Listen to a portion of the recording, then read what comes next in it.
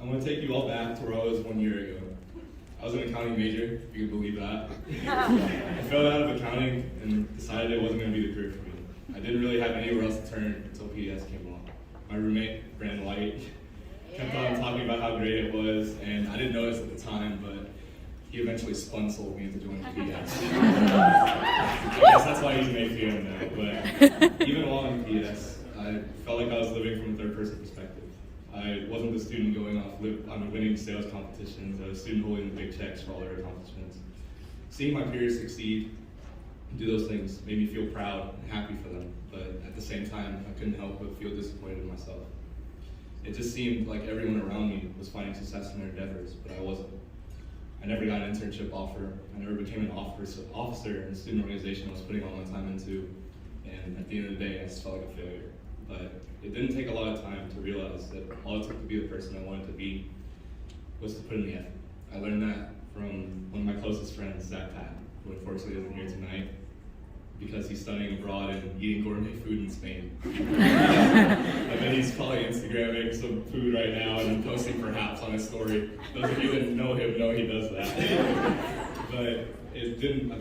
But Zack was on the stage around 7 months ago, actually receiving this same award. And a lot of the words that he said in his speech resonated with me, so much so that I wanted to be the next DS top producer.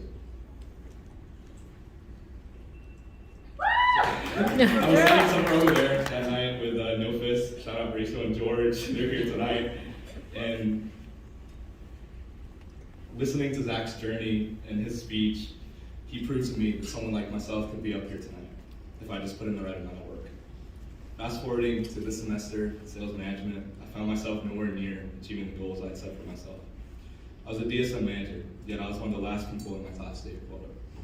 I would ask myself how I was supposed to lead a team to quota when I couldn't even get there on my own. It was so disheartening to me because I could see something I so desperately wanted slipping away, the chance to make an impact. I found myself at a point where winning top producer was the last hope to prove to myself that I belonged in this program.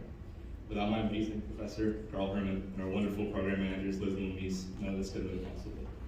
Carl's done an outstanding job teaching this class, and Liz and Louise were with me every step of the way. I still remember spam texting them about the leads I had coming through.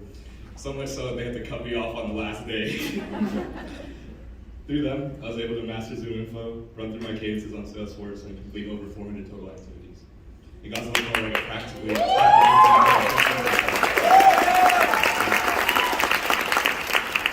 Through the day, I brought in 8 leads and exceeded quota by 800%.